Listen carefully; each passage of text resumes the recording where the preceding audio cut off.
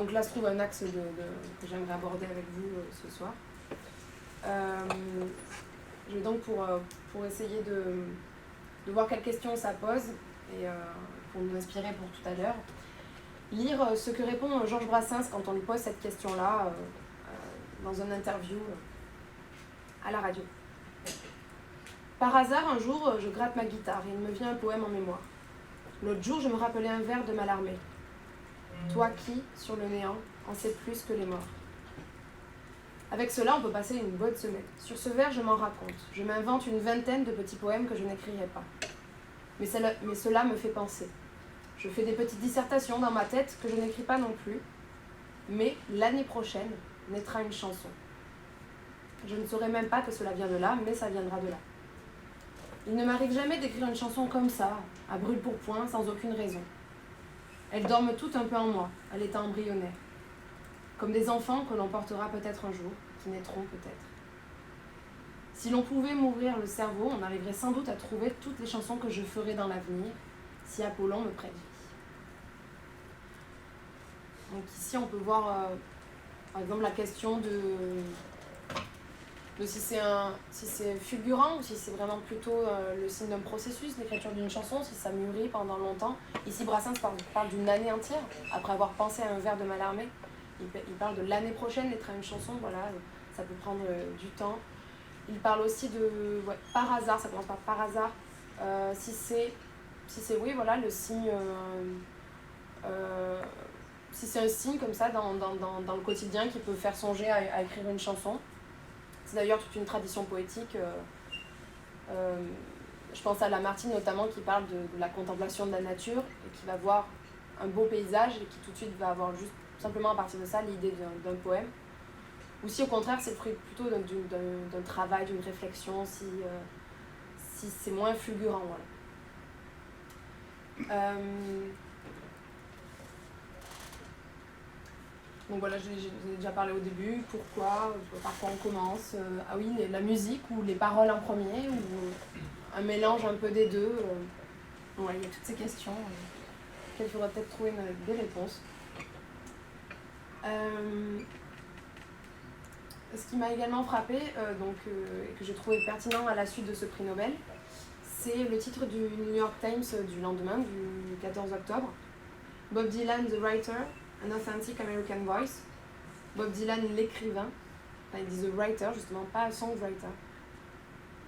Et 2 points, une voix américaine authentique. Juste après l'avoir nommé écrivain, on parle de sa voix. Donc c'est ce qui va aussi nous intéresser aujourd'hui. Quand je parlais de la scène, du live, la voix, c'est un élément qui fait vivre la chanson. Il y a le corps, mais il y a la voix également. Le texte de chanson, c'est une littérature oralisée d'abord et performée ensuite sur scène, donc le corps et la voix. Et le fait d'oraliser un texte par la voix chantée, qui en plus est différent d'une voix parlée, c'est pas encore une lecture publique, c'est pas une récitation de poème comme on peut avoir à la Maison de la Poésie, c'est encore autre chose, le concert. Donc permet d'interroger le texte littéraire à nouveau frais, quoi, et de manière complémentaire avec le texte. Pourquoi prononcer un mot avec un accent tonique et aigu et un autre avec une note plutôt grave et avec une blanche plutôt longue. Pourquoi on va tenir un mot, dire rapidement un autre, pourquoi le décrescendo, pourquoi le crescendo, etc. Enfin, ça permet d'ouvrir les portes de l'interprétation du texte littéraire. Là où, par exemple, pour un poème, la situation du mot dans l'espace textuel, c'était une manière d'interpréter. On va voir où est situé le mot à la fin du vers, au début, en rejet, en contre-rejet, etc. Avec la chanson, on peut faire ça, on peut toujours faire ça, puisqu'elle s'inspire de la métrique poétique. Et on peut en même temps agrémenter l'interprétation par le live de l'artiste ou l'enregistrement audio aussi. Donc voilà, nous sommes dans un séminaire de littérature, donc on va s'intéresser aux mots, mais aussi aux mots dans leur manifestation concrète. Et donc sans plus tarder, un petit exemple avant de faire connaissance avec Baptiste, de justement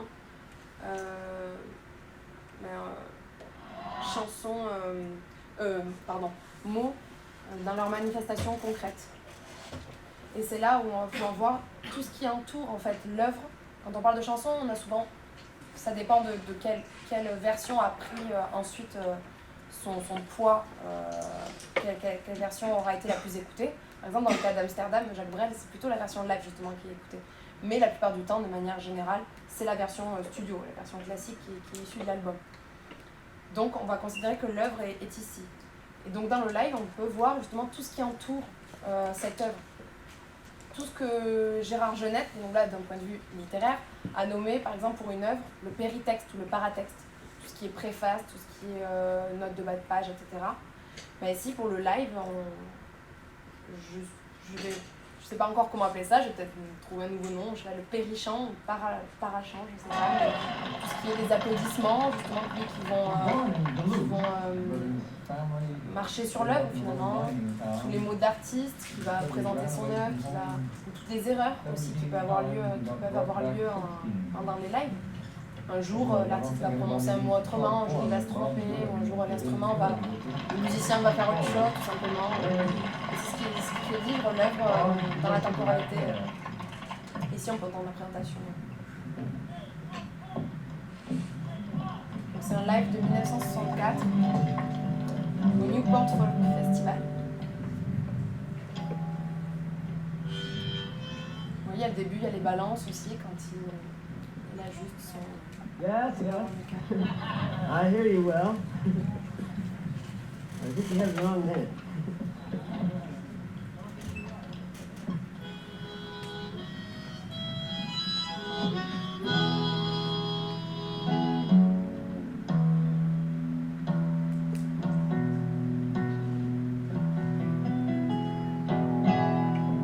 This is called Hey, Mr. Tambourine Man.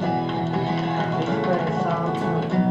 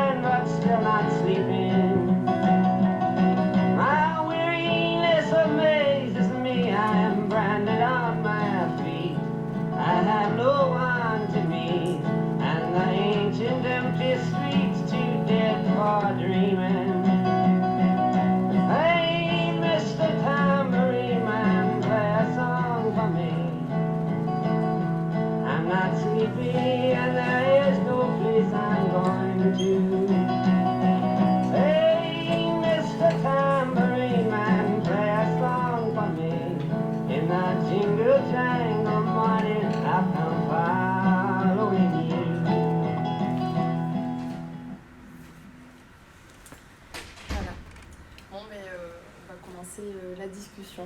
Donc, Baptiste, présente-toi.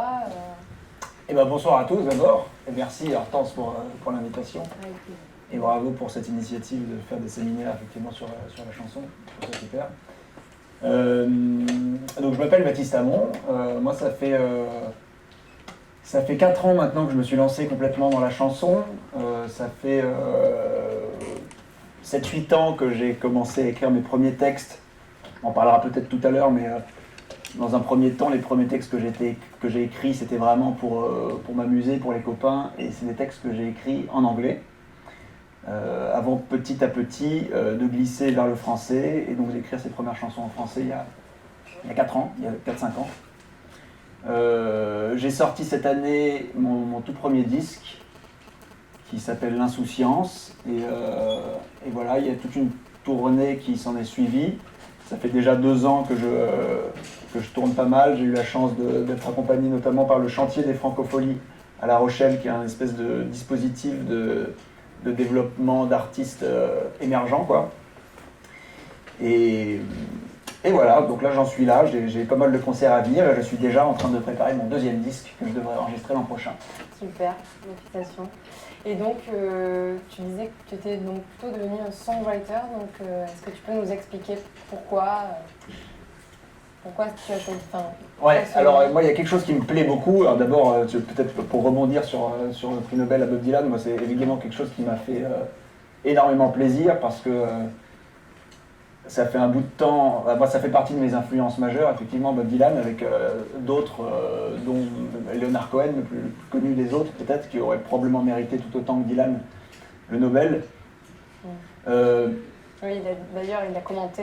il a fait un commentaire Nobel. Génial. Il a dit, c'est comme décerner la médaille à l'Everest, il a dit, décerner le prix Nobel à Bob Dylan, c'est comme placer une petite étiquette sur le mont Everest en disant que c'est la plus grande montagne du monde. C'est assez... beau et émouvant de la part de Cohen.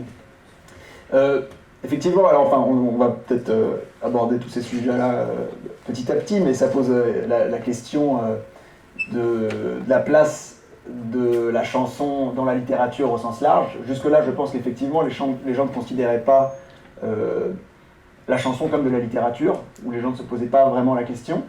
Et avec le fait qu'on ait donné le prix Nobel à Dylan, je pense que le simple fait que ça crée le débat, pour moi, c'est une victoire. C'est-à-dire que les lignes bougent, on a le droit d'être d'accord ou de ne pas être d'accord, mais les lignes bougent pour savoir ce qu'est la littérature et quelle serait du coup éventuellement la place de la chanson là-dedans. Et la chanson, pour moi, ça veut dire beaucoup de choses, mais en l'occurrence, quelqu'un comme Bob Dylan, quelqu'un comme Leonard Cohen, ce sont des gens qui sont des poètes extraordinaires, et donc l'aspect littéraire de ce qu'ils font me semble importantissime. C'est pas le cas de tous les gens qui écrivent des chansons. Il y a des gens qui sont plus dans l'idée de faire du divertissement, il y a des gens qui sont plus dans l'idée de faire sonner des mots pour bien aller avec la musique. C'est le cas aussi de Dylan et de Cohen, mais effectivement, je pense que chacun de leurs textes, à ces 2 personnages-là, peuvent se lire comme des poèmes à part entière et mériteraient, par le simple fait de... Même sans être chanté, je pense que ça pourrait mériter d'obtenir un prix Nobel. C'est mon avis. Ouais. Et effectivement, du coup, ça suscite tout un tas d'interrogations derrière. Évidemment, je ne me compare pas du tout à ces 2 chanteurs-là, mais malgré tout, quand j'écris des chansons, moi, je pense que je suis dans une démarche similaire à ce qu'on appelle aux États-Unis, dans le monde anglophone, les singer-songwriters, qui sont des gens qui vont prétendre, en tout cas, placer le texte au cœur de leur démarche. Oui, d'ailleurs, j'ai vu qu'on disait oui, singer-songwriter en entier, ouais. Mais j'ai vu dans plusieurs textes, dans plusieurs articles, qu'on raccourcissait à songwriter. Absolument. Donc, ouais, c'est marrant de voir qu'on élude le côté chanson, interprétation, ouais.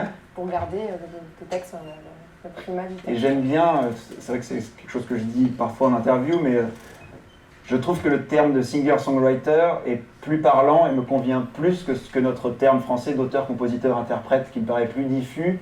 Et il y a vraiment le concept de writer, quoi. Dans songwriter, on a un truc d'écrivain de chanson, quoi. Ça traduirait écrivain, là où en français on dit seulement auteur.